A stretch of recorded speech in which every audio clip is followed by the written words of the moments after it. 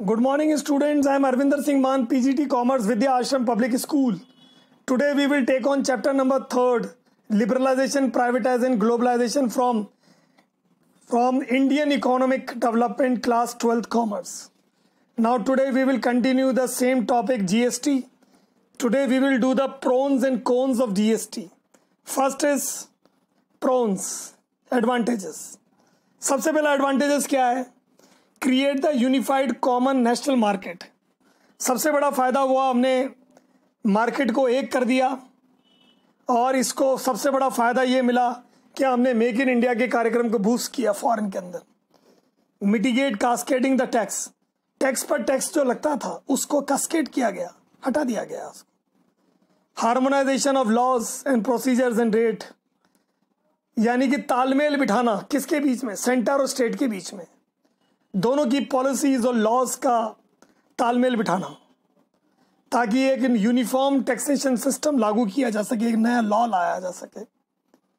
Common procedure for registration of tax payers, return of funds, return of taxes, uniform formats for the return, common tax base. Now common procedure बनाया गया हर चीज के लिए ताकि समझने में आसानी हो। पहले तो ये होता था टैक्स पेयर को समझ में नहीं आता था करना क्या है, अलग अलग फॉर्मेट होते थे, अलग अलग लॉस होते थे, अलग अलग प्रोसीजर्स होते थे। Greater use of IT will enhance the human interference, reduce the human interference. भाई आईटी का इंफॉर्मेशन टेक्नोलॉजी का इस्तेमाल ज़्यादा होगा तो ह्यूमन इंटरफेरेंस कम हो जाएगा, तो टैक्स पेयर्स और एडमिनिस्ट्रेशन के बीच में जो है तालमेल ज़्यादा हो रहेगा और करप्शन कम हो सकेगा।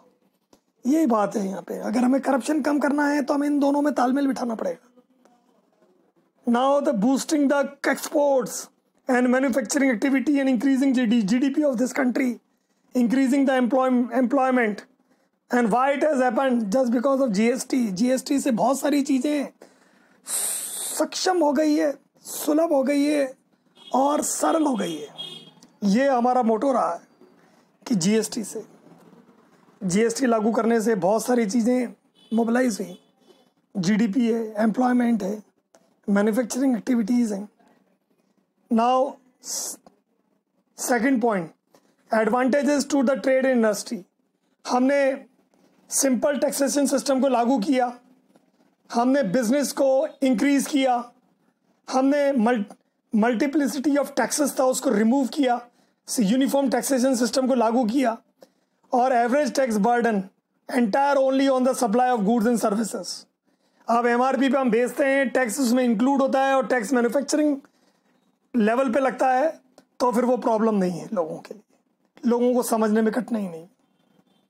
Advantages to the consumers, final price है, कस्टमर को फाइनल प्राइस देना है, टैक्स मिला के देना है, तो उसके लिए कोई झंझट नहीं है ये समझने के लिए कि आखिर टैक्स कहाँ लग रहा है, कितना लग रहा है, कौन कौन से स्टेट में लग रहा है।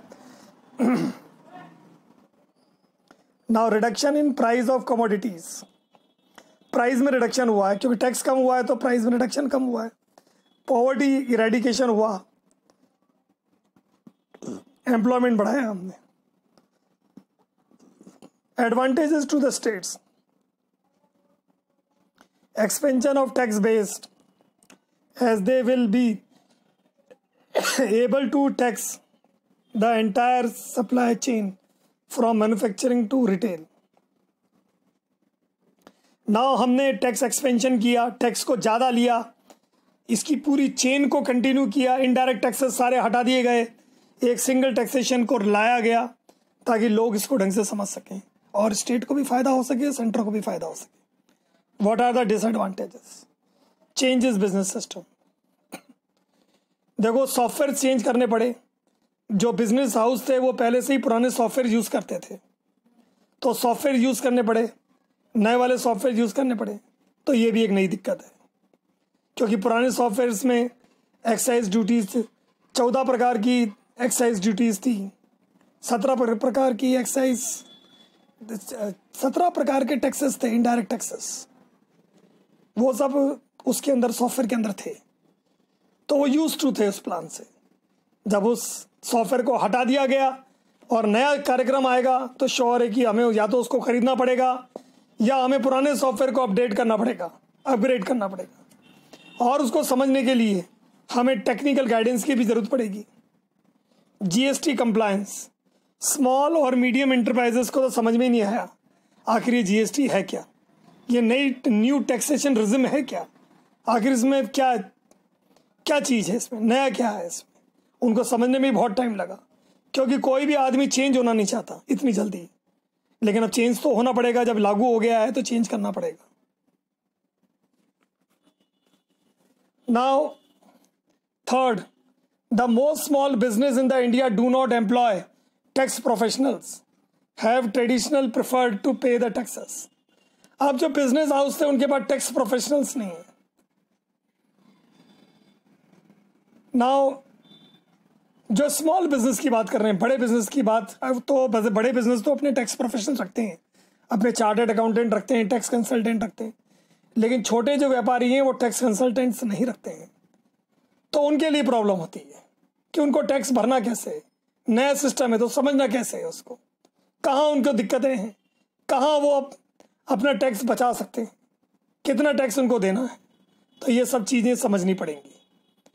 रिक्वायर्ड द प्रोफेशनल असिस्टेंस, एक प्रोफेशनल एक्सपर्ट की ज़रूरत है हमें, एक कंसल्टेंट की ज़रूरत है, ताकि वो हमें समझा सके कि आखिर ये न्यू सिस्टम क्या है। So we have to hire the tax expert, so we have to pay the cost and remuneration. Thank you, students, and